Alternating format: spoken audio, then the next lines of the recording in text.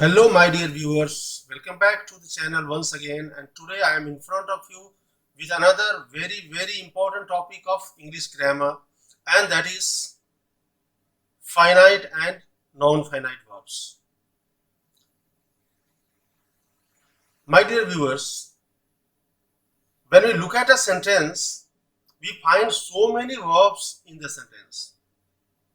कई जगह V1 होता है, कई जगह कई जगह V1 होता है, कई जगह 2 प्लस V1 होता है, कई जगह हम देखते हैं V1 प्लस ing होता है, कई जगह हम देखते हैं हैविंग प्लस V3 होता है, कई जगह सिर्फ वर्ब का थर्ड फॉर्म होता है और हम सबको वर्ब मान लेते हैं। ऐसा नहीं है, वे सारे वर्ब्स नहीं है, उनका जो फॉर्म है वो वर्ब का फॉर्म है, लेकिन उनके जो फंक्शंस है वो डिफरेंट है, अलग अलग पार्ट्स ऑफ स्पीच का फंक्शन है। तो इस ट्यूटोरियल के माध्यम से मैं आपको सिर्फ एक ओवरव्यू बताने वाला हूं कि जो नॉन फाइनाइट वर्ब्स है वो कौन कौन से हैं, उनके फंक्शंस क्या क्या है, यह मैं बताऊंगा। और कुल मिलाकर 3 वीडियोस होंगे। सेकेंड वीडियो में मैं बताऊंगा जो जेरंड और इन्फिनेटिव क्या है, उनके क्या क्या फंक्शंस है, और थर्ड वीडियो में मैं बताऊंगा कि पार्टिसिपल्स कौन कौन से हैं पार्टिसिपल्स और उनका क्या क्या फंक्शन है। सो सबसे पहले आते हैं फाइनाइट वर्ब, क्योंकि नॉन फाइनाइट वर्ब्स को समझने के लिए यह जानना जरूरी है कि फाइनाइट वर्ब है क्या। A finite verb in a sentence is limited to the number and person of the subject. किसी भी सेंटेंस में जो फाइनाइट वर्ब होता है वह उस सेंटेंस के सब्जेक्ट के नंबर और पर्सन के अनुसार चेंज होता है। जैसे मैंने लिखा आई वॉन्ट टू गो, और यहां पर हमने लिख दिया ही वॉन्ट्स टू गो। अब ये जो पहला सेंटेंस है उस सेंटेंस में फाइनाइट वर्ब कौन सा है और नॉन फाइनाइट वर्ब कौन सा है। फर्स्ट सेंटेंस में जो फाइनाइट वर्ब है वो वांट है। जैसे हमने सब्जेक्ट चेंज किया, वर्ब का फॉर्म चेंज हो गया, so this is the finite verb. यानी फाइनाइट वर्ब उसको कहते हैं जो सेंटेंस में सब्जेक्ट के ठीक बाद आता है, नंबर 1। नंबर 2, वह सब्जेक्ट के नंबर और पर्सन के अनुसार अपने आप को चेंज करता है, उसे हम बोलते हैं फाइनाइट वर्ब। और नॉन फाइनाइट वर्ब्स किसे कहते हैं? नंबर 1, वह सब्जेक्ट के ठीक बाद नहीं आता है, वह सब्जेक्ट के ठीक बाद नहीं आता है, वह या तो वर्ब से पहले आता है, यानी फाइनाइट वर्ब से पहले आता है और सब्जेक्ट का काम करता है, या फिर फाइनाइट वर्ब के बाद यानी सेंटेंस के सेकेंड वर्ब, थर्ड वर्ब या फोर्थ वर्ब के रूप में आता है, उसे कहते हैं हम non finite verbs. So is it clear to you? एक बहुत ही लंबा सेंटेंस है, उस सेंटेंस का एक सब्जेक्ट है और सब्जेक्ट के ठीक बाद आने वाला जो वर्ब है मात्र वही फाइनाइट वर्ब है। उसके बाद कई सारे वर्ब्स आए हैं, लेकिन उनमें से कोई भी फाइनाइट वर्ब नहीं है। लेकिन अगर उस सेंटेंस में एक कंजंक्शन आ गया तो उस कंजंक्शन के बाद आने वाला जो क्लॉज है उसमें भी एक फाइनाइट वर्ब होगा, यानी सब्जेक्ट के ठीक बाद होगा। कई बार ऐसा होता है कि सेंटेंस में 2 क्लॉजेस है, यानी 2 फाइनाइट वर्ब्स है, और दोनों फाइनाइट वर्ब्स का सब्जेक्ट एक ही होता है, तो हम सेकेंड क्लॉज में सब्जेक्ट नहीं लिखते हैं, सिर्फ फर्स्ट क्लॉज में ही सब्जेक्ट होता है। So, is it clear to you? Finite verbs change according to the number and person of the subject, and they are placed just after the subject. And non-finite verbs do not change according to the number and person of the subject, and they are not placed just after the subject, but they are placed after the finite verbs, or they are placed before the finite verbs. Clear? अब इसमें मैं आपको एक overview देने वाला हूं। अब एक यहां पर देख रहे हैं चार्ट, जिसमें हमने डाला है जेरंड, इन्फिनेटिव और पार्टिसिपल। जेरंड एक नाउन का काम करता है,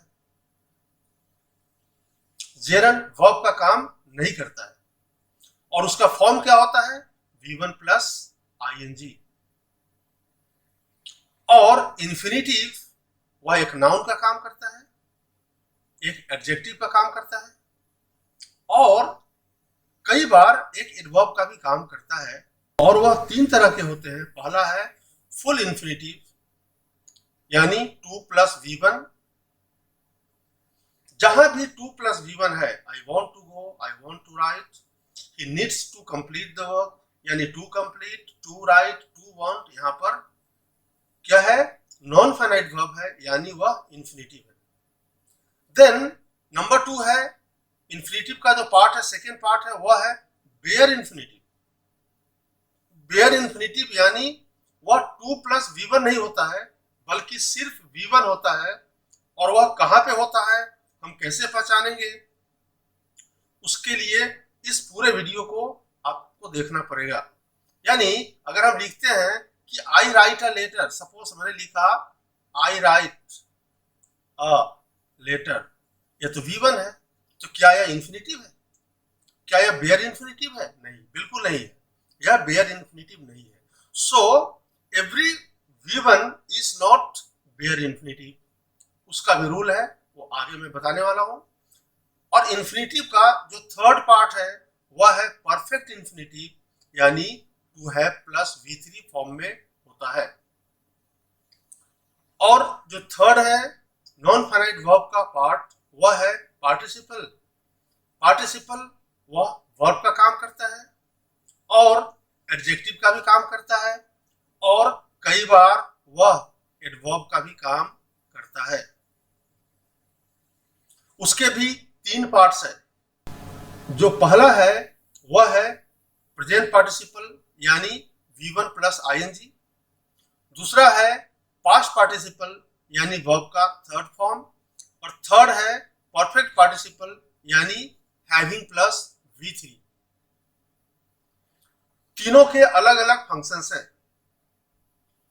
जेरन को जब हम यूज करते हैं तो V1 प्लस ING होता है और वह नाउन का काम करता है यानी किसी भी सेंटेंस का वह सब्जेक्ट हो सकता है, किसी भी सेंटेंस का वह ऑब्जेक्ट हो सकता है। उसी तरह से इन्फिनिटिव वह किसी भी सेंटेंस का सब्जेक्ट हो सकता है और किसी भी सेंटेंस का ऑब्जेक्ट हो सकता है, किसी भी सेंटेंस में एडजेक्टिव का काम कर सकता है या फिर एडवर्ब का काम कर सकता है। नाउन इन्फिनिटिव होता है, एडजेक्टिव इन्फिनिटिव होता है और एडवर्बियल इन्फिनिटिव भी होता है। सो इतना मैं समझता हूं आपको क्लियर हो गया कि जो नॉन फाइनाइट वर्ब्स है वह चूंकि देखने में वर्ब जैसा तो है, जो बेस वर्ब है उसी से बना हुआ वह नॉन इन्फिनिटिव है, लेकिन उसका जो फंक्शन है वो कभी भी सेंटेंस में वर्ब का नहीं होता है। वह क्या होता है, नाउन का होता है, वह एडजेक्टिव का होता है, एडवर्ब का काम करता है या फिर पार्टली वर्ब का, फुल्ली नहीं बल्कि पार्टली वर्ब का भी काम करता है। कुछ एग्जांपल्स है। टहलना स्वास्थ्य के लिए लाभदायक है। यहां पर वॉक या वॉकिंग क्या होगा, मैं आपसे पूछता हूं आपके हाथ में क्या है तो आप क्या बोलोगे, मेरे हाथ में पेन है। स्वास्थ्य के लिए क्या लाभदायक है तो आप क्या बोलोगे, टहलना। स्वास्थ्य के लिए क्या लाभदायक है तो आप लिख सकते हो an apple a day is beneficial to health. वहां पर आपने क्या यूज किया, एन एप्पल। या फिर आप बोल सकते हो walking is beneficial to health यानी एन एप्पल जो एक नाउन है उसके जगह पे हमने वॉकिंग डाला है जो V1 प्लस ING के फॉर्म में है और उसको हम बोलते हैं जेरन जो नाउन का काम करता है। और माय डियर स्टूडेंट्स, यहाँ पर जो वॉकिंग है यह सेंटेंस का सब्जेक्ट है। या फिर to walk is beneficial to health भी हम बोल सकते हैं। टू वॉक यह है infinitive. What is beneficial to health, walking is beneficial to health. या फिर हम बोल सकते हैं to walk is beneficial to health. So ऐसे सेंटेंसेस में नाउन का काम वो जेरंड भी करता है और नाउन का काम इन्फिनेटिव भी करता है। जेरंड को भी सब्जेक्ट बना सकते हैं और इन्फिनेटिव को भी सब्जेक्ट बना सकते हैं। नेक्स्ट सेंटेंस है, पढ़ना अच्छी आदत है। रीड बिल्कुल नहीं होगा। क्या अच्छी आदत है? क्या अच्छी आदत है? क्या का आंसर क्या है? पढ़ना, यानी पढ़ना नाउन का काम कर रहा है। सब्जेक्ट क्या हो सकता है?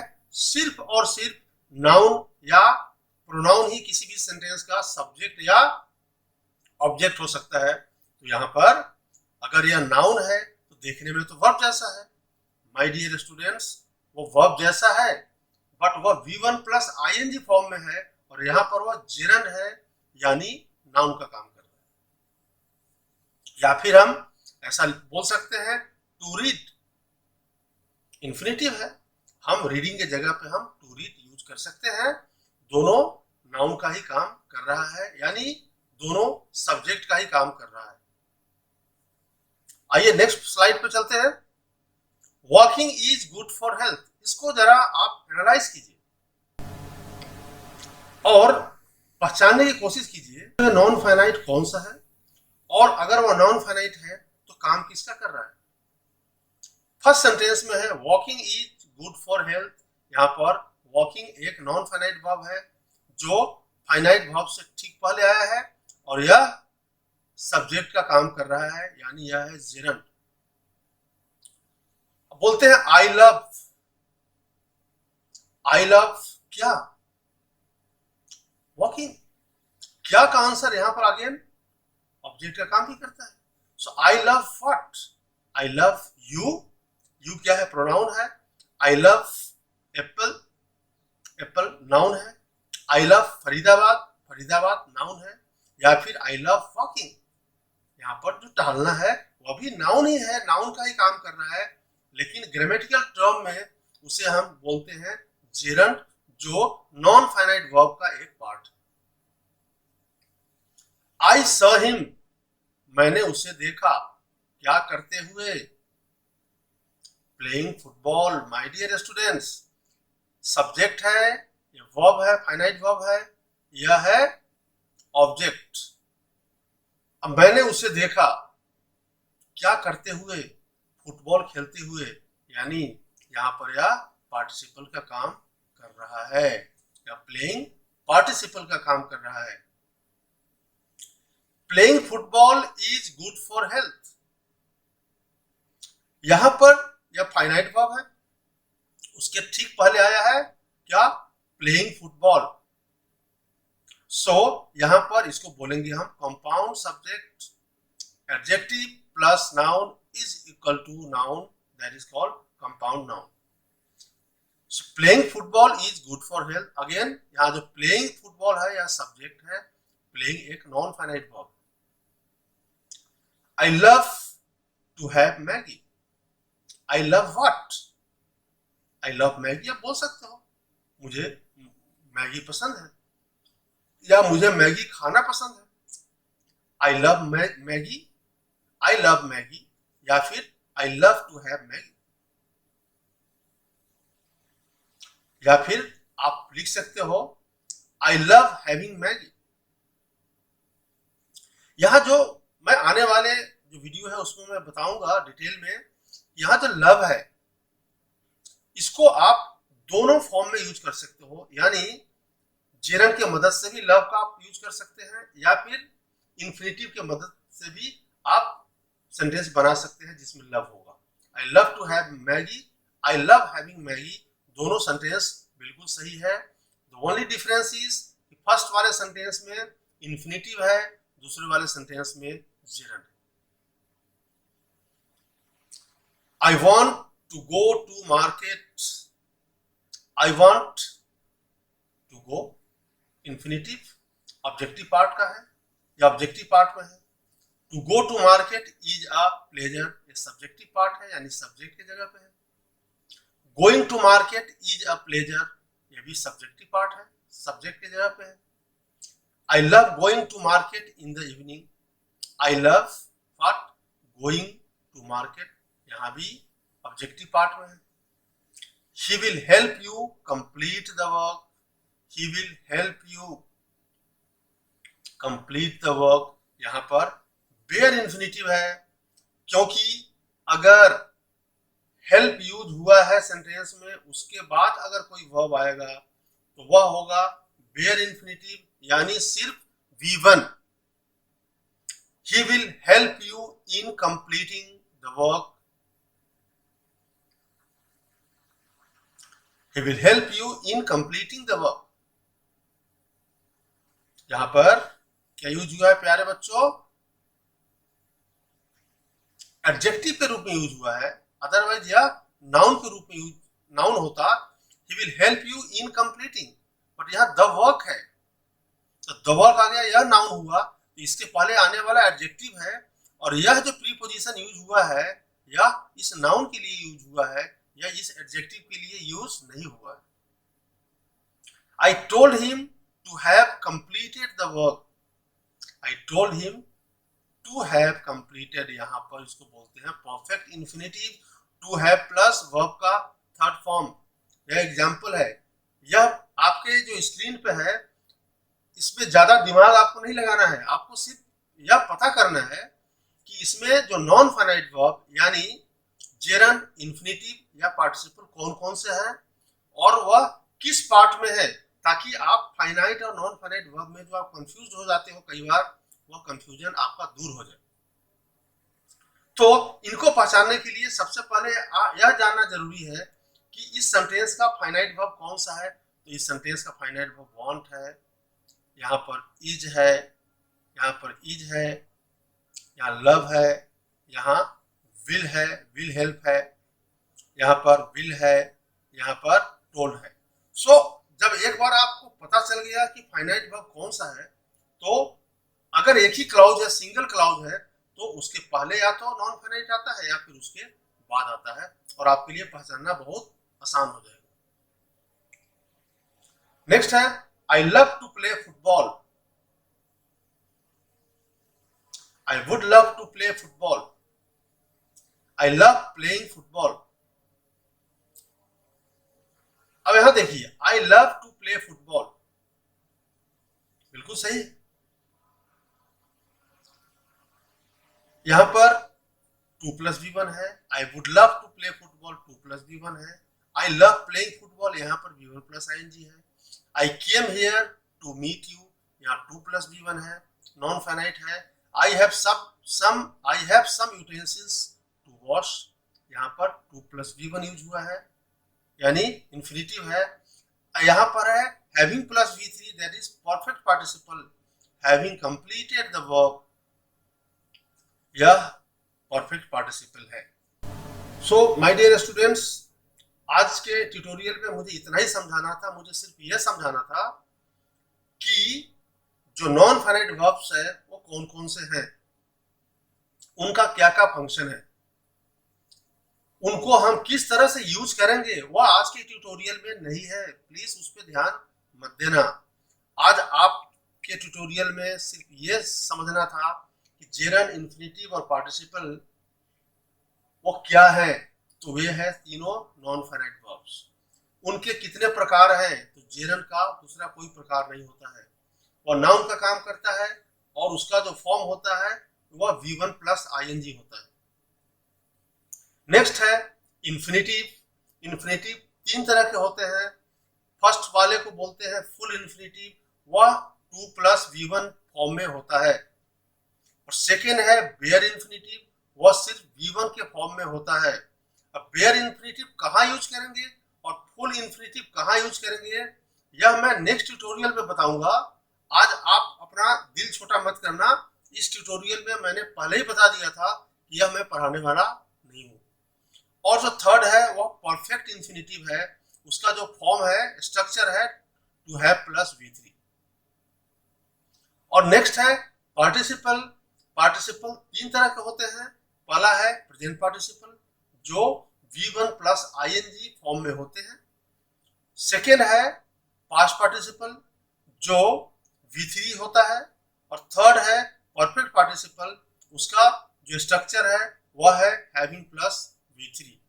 और उसके अलावा जितने भी मैंने एग्जाम्पल्स लिखे हैं, उस एग्जाम्पल्स में आपका एक ही काम है कि यह समझना कि इन सेंटेंसेस में नॉन फाइनाइट वर्ब्स कौन कौन से हैं और फाइनाइट वर्ब्स कौन कौन से हैं। नॉन फाइनाइट वर्ब्स को हमने कहाँ कहाँ यूज किया है, सब्जेक्टिव पार्ट में यूज किया है या फिर प्रेडिकेटिव पार्ट में हमने यूज किया है। सब्जेक्ट और प्रेडिकेट होता है तो सब्जेक्ट के पार्ट में हमने यूज किया है या फिर प्रेडिकेट के पार्ट में हमने यूज किया है। सिर्फ इतना जानना आपके लिए काफी है आज के लिए। नेक्स्ट ट्यूटोरियल में मैं बताऊंगा कि हम इन इन्फिनेटिव्स और जेरंड्स को हम कब यूज कर सकते हैं और किस तरह से यूज कर सकते हैं और किस सिचुएशन में हम उनको यूज कर सकते हैं।